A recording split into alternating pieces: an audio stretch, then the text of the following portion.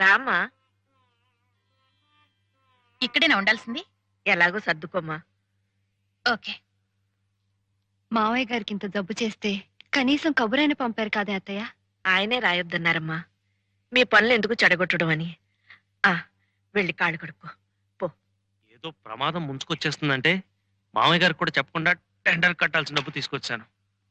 పరిస్థితి చూస్తే పర్వాలేనట్టే ఉంది. ఇగో ప్రస్తుతం నువ్వు మాత్రం డబ్బు విషయం ఎత్తకే. బాగుంది. నేనెందుకు ఎత్తాను? మరీ సీరియస్ ఏమోనని నేను కూడా పాంచాల దగ్గర అప్పు చేసి తెచ్చాను. రే మురళి, ఇట్రా. బాత్రూమ్ అక్కడ ఉంది, నువ్వు వెళ్ళు. ఓకే.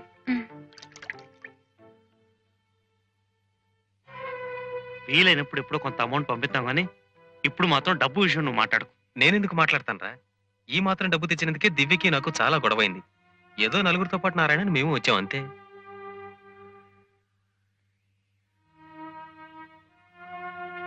ఏమండి, చావు నుంచి పునర్జన్మెత్తిన తండ్రిని చూడటానికి వచ్చిన కొడుకులు ఇవేనా మాట్లాడుకోవాల్సిన మాటలు? ఇప్పుడు ఏమైందని? ఏం తప్పు మాట్లాడావని?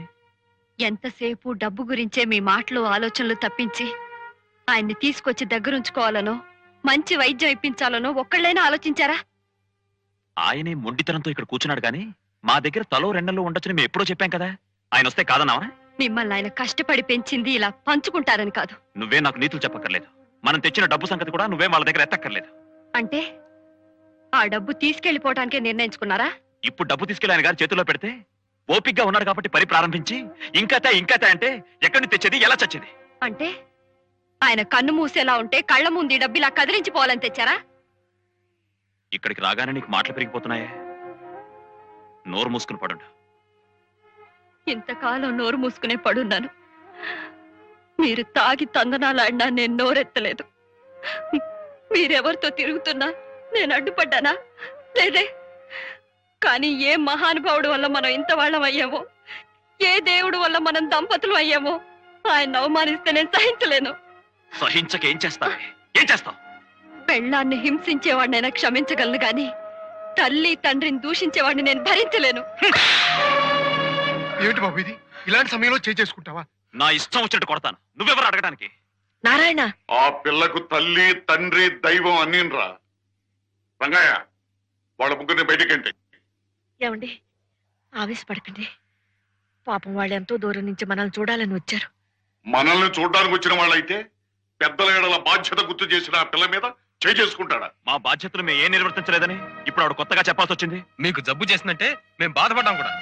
సంగీత భారతి చూడకుండా ఎక్కడ చచ్చిపోతాడో అన్న భయంతో కనీసం ప్రారంభమైనా చేయొచ్చని అప్పు చేసి డబ్బు తీసుకొచ్చాం. ఇంత బాధ్యతలు బరువులు మేము మోస్తుంటే మమ్మల్ని ఆ పనివాడి చేతి కట్టిస్తారా? ప్రేమతో భక్తితో చేయాల్సిన పని అది ఒక బాధ్యత బరువు అని మీరు ఎప్పుడనుకున్నారు? అప్పుడే మీ సంస్కారం ఏమిటో తెలిసిపోయింది. ఏ సంగీతాన్ని నా ప్రాణమని నమ్మాను, ఏ సంగీతానికి ఇక్కడ ప్రాణప్రతిష్ఠ జరగాలని ఆశించాను, అది మీలాంటి వాళ్ళ వల్ల జరిగితే అది నా సమాధి అవుతుందే గాని సంగీతానికి దేవాలయం కాలేదు. సంగీత భారతి అంటే కర్రబలలు కట్టడాలు అని నేను ఏనాడు అనుకోలేదు. అలా అనుకుంటే ఆ పని నేను ఏనాడు చేసి ఉండేవాడిని. నేను ఎదురు చూసింది డబ్బు పుచ్చుకుని బోధించే అధ్యాపకుల్ని కాదు.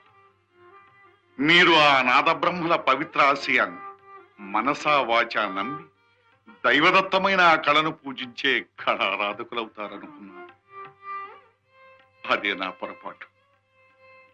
సంగీతానికి తిలోదకాలిచ్చి సారా వ్యాపారమే సర్వస్వమని నమ్ముకున్న ఒకడు, లక్ష్మీదేవి లాంటి భార్య ఉండగా మరో ఆడదాని ఆశ్రయంలో బతుకుతున్న ఒకడు, మన సంస్కారాన్ని సాంప్రదాయాన్ని మర్చిపోయి ఎన్నమాముల వెంట పరిగెత్తే ఒకడు. మీ ముగ్గురికి ఆ డబ్బు ఒక్కటే ఆత్మబంధం. సంగీతం మీద నమ్మకం చచ్చిపోయి బతుకుతున్న మీకు మేము చచ్చిన వాళ్ళమే. మీ దారిని మీరు బతకండి, వెళ్ళండి. వయసు అయిపోయిన ఆయనకే ఎంత అభిమానం ఉంటే వయసులో ఉన్న మనకెంత అభిమానం ఉండాలి? పదరా.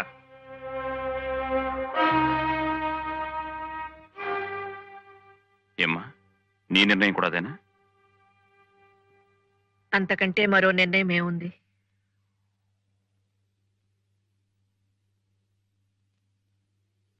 ఇంకా ఇక్కడ నిలబడ్డావేంటి? పద. ఎక్కడికి? ఎక్కడికేంటి? మన ఇంటికి. అది మన ఇల్లు, ఇది మీ ఇల్లు కాదు. మీకు పునర్జన్మిచ్చిన ఈ ఇల్లు మీది కాదని మీరు అనుకుంటే ఇక ఆ ఇల్లు నాది కాలేదు. అంతేనా?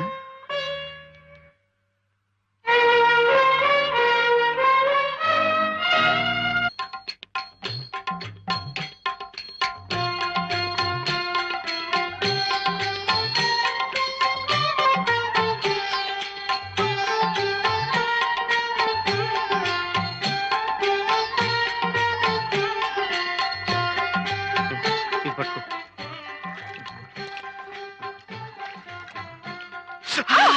చలే ఏమిటండి మీరు? ఉండు ఉండు ఇలా ఇలా సరే లేదేం లేదు. ఇలా నెత్తి మీద నీళ్ళు చల్లుకుని అలా గుళ్ళోకి వెళ్ళొచ్చేద్దాం. పనికి వస్తుంది. ఉండండి.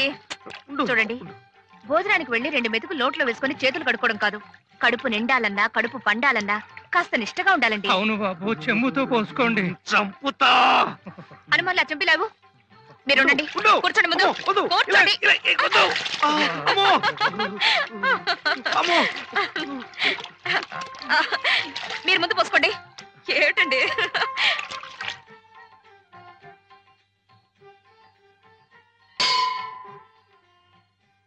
ఏమండి, ఆ? మళ్ళీ ఎక్కడికండి? మనీ పర్సు కార్లో పెట్టేదేమో చూసొస్తాను. బా, దేవుడి దగ్గర దండం పెట్టుకునేది 1 నిమిషం. అప్పుడు కూడా డబ్బు గురించారా? రండి. డబ్బు గురించేనా అంటే ఇలాంటి దూర ప్రాంతాలకు వచ్చినప్పుడే ఆ డబ్బుల గురించి జాగ్రత్తగా ఉండాలి. అది కాస్త ఎవడన్నా నైవేద్యం పెట్టేశాడంటే ప్రతి చోట 5 రూపాయలేనా? వెయ్యి వెయ్యి వెయ్యి. నైవేద్యం పెట్టేశాడంటే కట్టుబట్టలు, గాజులు, రిస్ట్ వాచ్లు తాకడి పెట్టాల్సిందే. ఆ తర్వాత మనకి బనియన్లు, అండర్వేర్లు, కళ్ళజోడ్లే గతి. తాకట్టు పెట్టుకుంటే పెట్టుకుంటాం. మన తర్వాత తినడానికి పిల్లా పాప. అసలు ఇక్కడే ఏ ఆశ్రమంలోనే చేరిపోతే హాయిగా ఉంటుంది. ఆ కోరికే ఉంటే ఈ హరిద్వారాలు, సింహద్వారాలు, చల్లువ స్నానాలు, దర్శనాలు ఎందుకు ఇంత డబ్బు ఖర్చు? అటు కాదు ఇటు. ఈ పుణ్యక్షేత్రాలు ఎందుకంటే ఇంకా ఆశ తెరక 8 సంవత్సరాలు ఎదురు చూసిన దాన్ని చిల్లర హై. బా, ఆ ప్రకిహే 8 సంవత్సరాలు ఎదురు చూసిన దాన్ని ఇంకొక సంవత్సరం చూద్దామని దుగ్ధ. ఇహ అప్పటికీ లాభం లేకపోతే ఈ గంగలో మునిగి ఆ కాశీలో తేల్తాను. రండి. బా, ఎప్పుడు డబ్బు డబ్బు.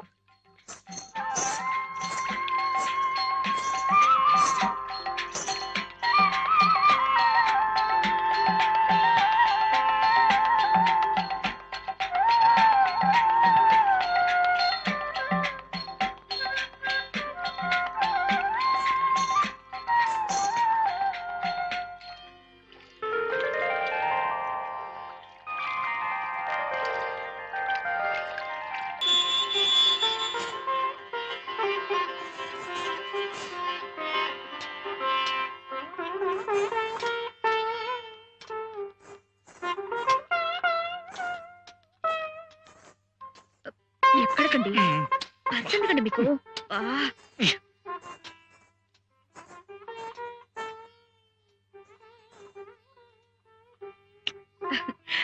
आप बहुत अच्छा डांस किया। आपका नाम क्या है? శ్రీనివాస్ అండి. అమ్మా, తెలుగే? చీ చీ చీ చీ. అయితే మన ఆంధ్రుడివే. మన దేవుడు నాన్న. గుంటూరు జిల్లా రేపల్లె తాలూకా పెద్దపల్లూరు గ్రామం. ఈ 3టికి 300 ఇచ్చావు. చాలు పద. ఆ బాబుకి ఎన్ని వేలిస్తే మాత్రం ఏమిటండి, ఎంత బాగా డాన్స్ చేశాడు. ఆ బాబుని కన్నా తల్లిదండ్రులు. ధన్యులు. పద పద. ఏమిటండి?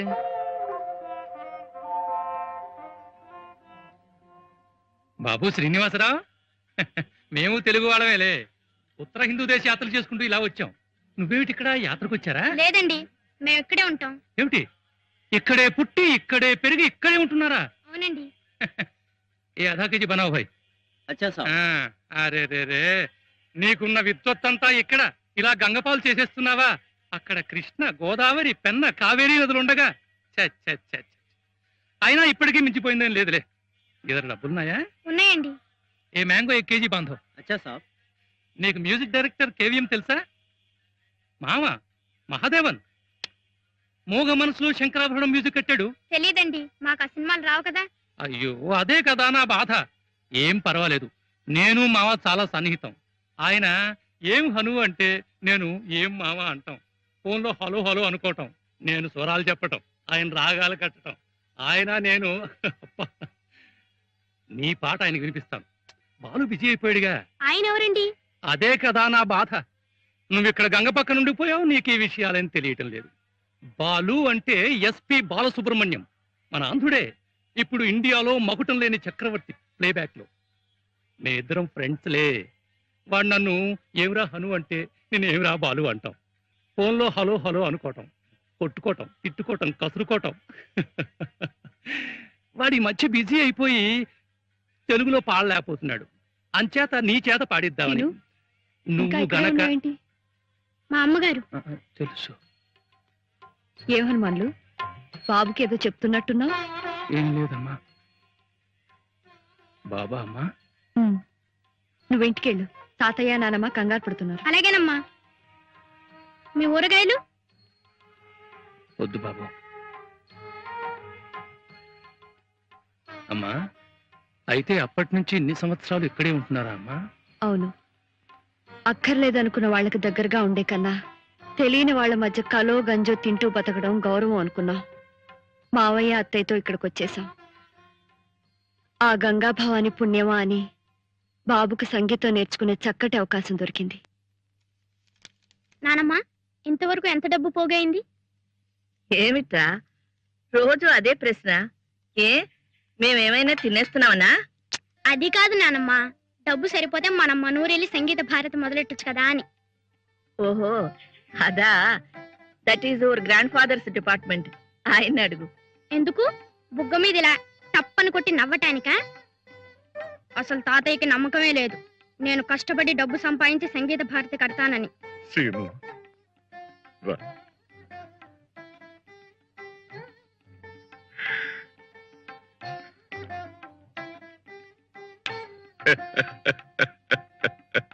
వాళ్లతో ఘర్షణ పడిన తర్వాత పైకి కనిపించకపోయినా మామయ్య గారి మనసు బాగా దెబ్బతింది. వాతావరణం మారిస్తే మంచిదని కాశీకి వెళ్ళిపోయాం. బాబు అక్కడే పుట్టాడు. ఆ తర్వాత మామయ్య గారి స్నేహితుడు, ఆయనకి కళలంటే చాలా ఇష్టం, ఆయన కనిపించి ఇక్కడికి తీసుకొచ్చేశారు. అప్పటి నుంచి ఇక్కడే ఉన్నాం. క్షణక్షణం ఒంటరితనంలో ఉండే ఒడిదుడుకులు ఎదుర్కొంటూ, బ్రతకటానికి కావలసిన ఓర్పు సహనం నేర్చుకుంటూ ఇలా కాలం గడుపుతున్నాను. కట్టుకున్న భర్తకి దూరమై పాపమే చేశాను. ఆ పుణ్య దంపతులకు సేవ చేస్తూ పుణ్యమే చేస్తున్నాను. ఆ దైవమే నిర్ణయించాలి.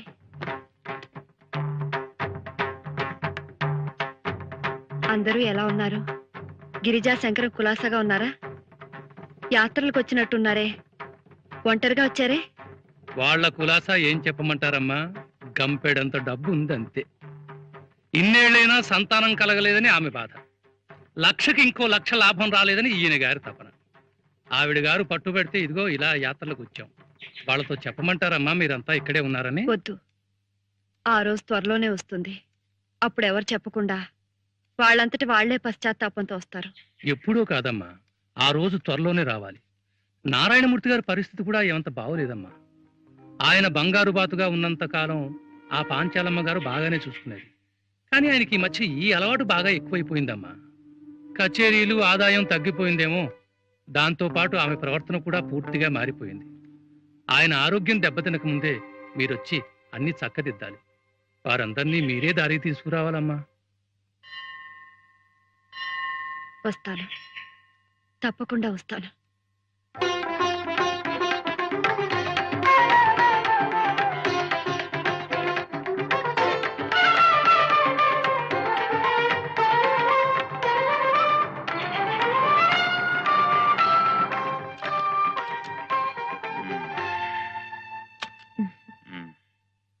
పోనీ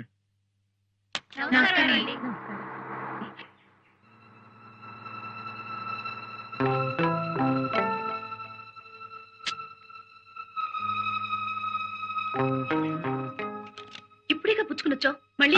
కొంచెం ఒక ఆవృతం. నువ్వు ఈవేళ చీఫ్ గెస్ట్ వి. ఇలా తాగేస్తుంటే అక్కడ ఏం మాట్లాడతావు? వాళ్ళు ఏం నేర్చుకుంటారు? మాట్లాడతాను.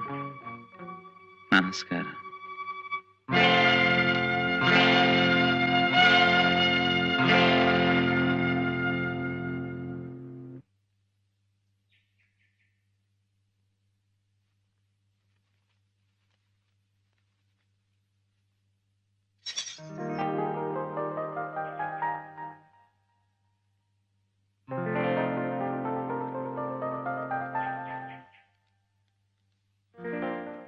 ఇదేనా ఇల్లు? అవునమ్మా, మీరు కోరినట్టుగానే పక్కనే దొరికింది ఇల్లు. ఇంటికి ఆయన పక్క వీధిలోనే ఉన్నాడు. నేను వెళ్ళి తాళాలు తెస్తాను, మీరు లోపలికి పద.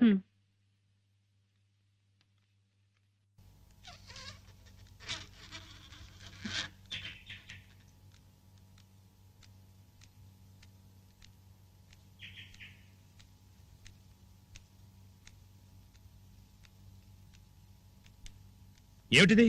ఆ వెధ ఎవడో ప్రోగ్రామ్ అడిగితే నువ్వు ఒప్పేసుకున్నావట? వెధవ కాబట్టి నీ ప్రోగ్రాం కావాలంటున్నాడు. అసలు మన సంగతి తెలిసి ఎవరిస్తారు? నువ్వు కరెక్ట్ గా వస్తావో రావో తెలీదు, వచ్చినా పాడతావో లేదో తెలీదు. వెధవ మూడ్సు నువ్వు. అందుకని ఆర్గ్యుమెంట్స్ అనవసరం. అడ్వాన్స్ కూడా తీసుకున్నాను, వెళ్ళి తీరాల్సిందే.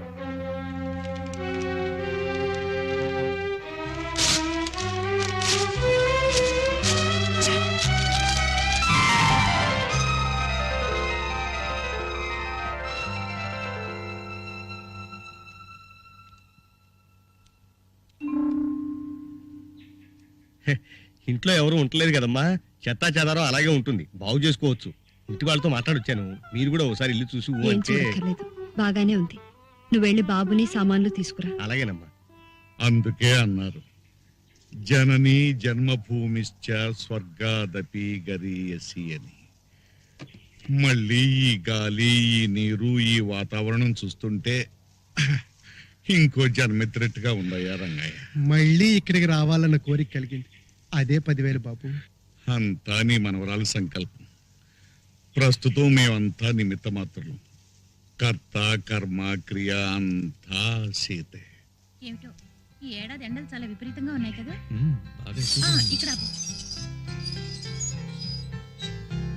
సాయంకాలం నేను రావడానికి లేట్ అవుతుంది.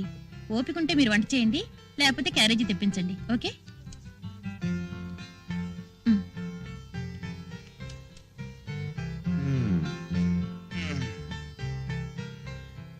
బాబు, చనువుంది గనక అంటున్నాను, ఈ రోజుల్లో ఆడా మగ ఇద్దరు ఉద్యోగం చేయవలసిందే కాదన్ను.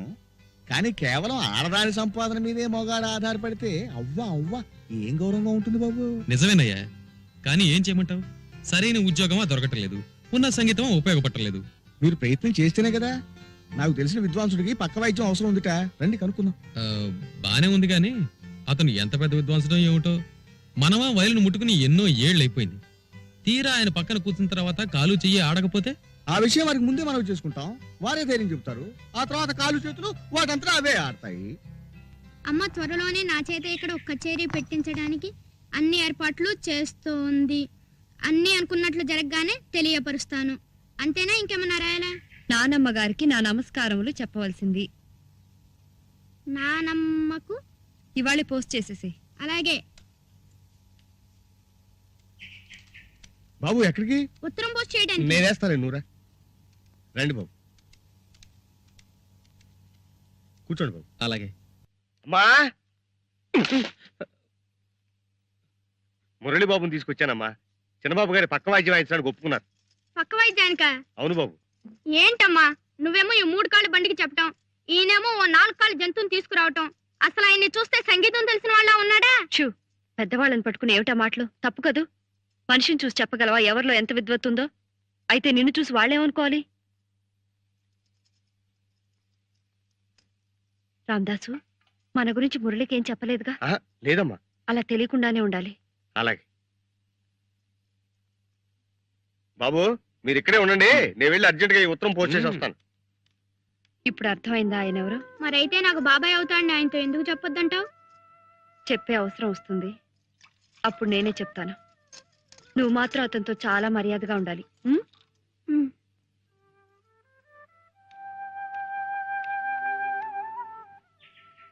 ఎక్కడ బాబు?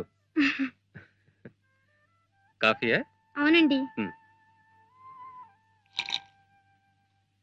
పోస్ట్ ఆఫీస్ చాలా దూరమా? పక్కనేనండి, వచ్చేస్తాడు. కాఫీ బాగుందో? థ్యాంక్స్ అండి. ఒరే బాబు, ఇలా రారా. కొట్టుకెళ్ళి ఓ చార్మినార్ ప్యాకెట్, ఒక అగ్గిపెట్టి తీసురా. మిగతా చిల్లర పెట్టి చాక్లెట్లు కొనుక్కో. చాక్లెట్ వద్దండి. అరే పర్వాలేదులే బాయ్. మళ్ళీ అక్కడికి? వారికి సిగరెట్ పెట్టి అగ్గి పెట్టి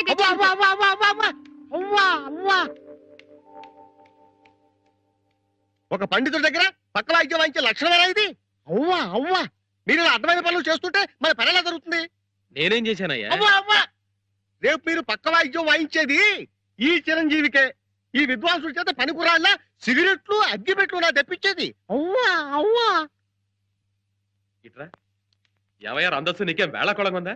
భూమికి జానిలేడు, ఇంకా బొడ్డు కూడా ఉండట్లేదు, వాడికయ్యా నేను వాయించేది. ఇదిగో నేను ఈరోజు వసుదేవుడే కావచ్చు కానీ మరి చిట్టెలు కాళ్ళ పట్టుకోమటం. సార్ సార్ సార్ నా మాట వినండి సార్. నేనే మీ కాళ్ళు పట్టుకున్నాను సార్. మీ బోటి పెద్ద విద్వాంసుల పక్కన కూర్చోవటమే ఓ పెద్ద అదృష్టం.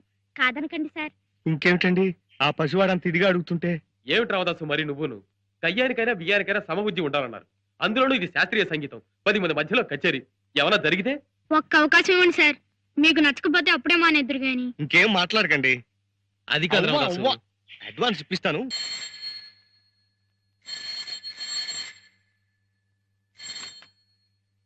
హలో, ఎవరు? పాంచాలమ్మ గారా? నమస్కారం అమ్మా. నేను హనుమాన్లు. నారాయణమూర్తి గారు ఉన్నారమ్మా? ఉన్నారు. కొంచెం పిలుస్తాను. వస్తున్నారమ్మా.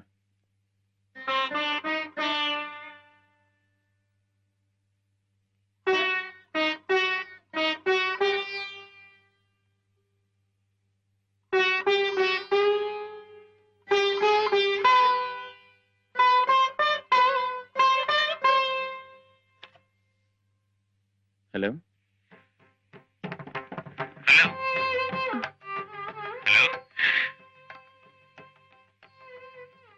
హలో హలో, ఎవరండి? మీకేం కావాలి? మీతో చిన్న పనుంది. కచేరీ విషయం అయితే నాకు ఇప్పుడు వీలు పడదు, కుదరదు.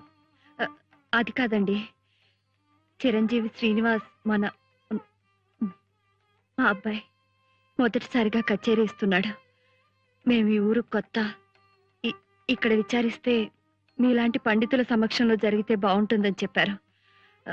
అందుకని మీరు దయచేసి అంగీకరించాలి. ఐఎమ్ సారీ, నాకు ఇలాంటి సమక్షాలు పరోక్షాలు ఇష్టం లేదు. దయచేసి ఇంకెవరినైనా చూసుకోండి.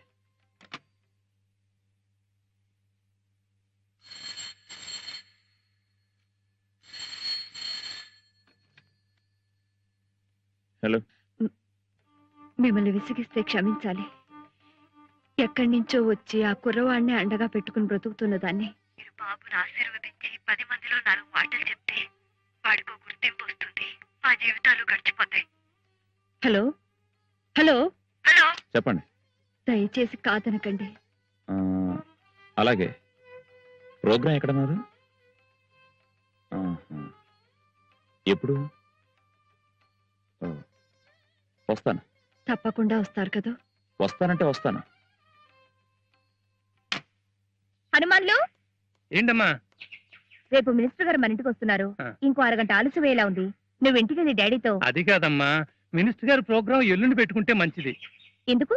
మనం తీర్థయాత్రకి వెళ్ళినప్పుడు ఓ బుజ్జి బాబుని చూసాం, చిరంజీవి శ్రీనివాస్. గుర్తుందా మీకు? అవునయ్యా, ఆ బుజ్జి మొహం వాడును ఇంకా కళ్ళలో కదులుతున్నాడు. అతగాడు ఇప్పుడు ఇక్కడే ఉంటున్నాడమ్మా. అలాగా? రేపు రాత్రికి ప్రోగ్రాం. మీ ఎక్కడ? బావగారు నారాయణమూర్తి గారు ముఖ్య అతిథి. అవునా? సభకు నమస్కారములు. ఈనాడు చిరంజీవి షణ్ముఖ శ్రీనివాస్ కార్యక్రమానికి ముఖ్య అతిథిగా విచ్చేసిన ప్రముఖ సంగీత విద్వాంసులు శ్రీ నారాయణమూర్తి గారికి, వారి సోదరులు ప్రముఖ వాణిజ్యవేత్త శ్రీ శంకరం గారికి మా కృతజ్ఞతలు. కొద్దిసేపట్లో కార్యక్రమం ప్రారంభమవుతుంది.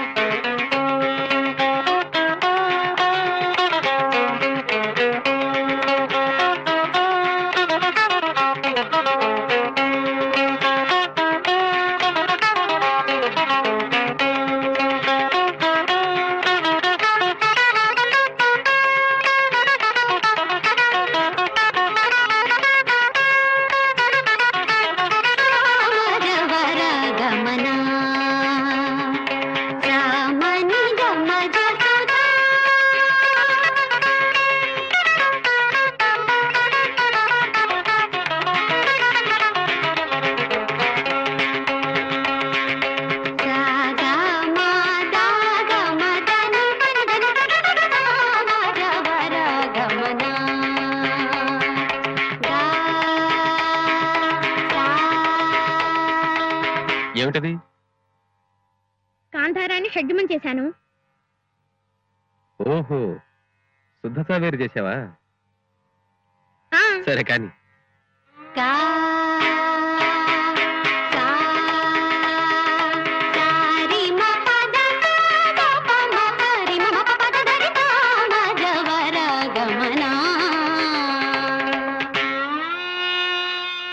మధ్యమాన్ని షడ్జమం చేశారా?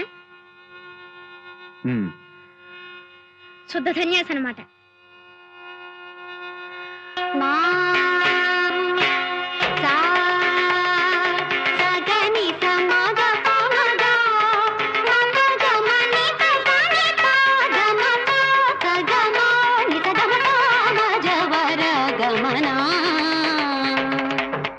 దైవతాన్ని షడ్జమం చేయి.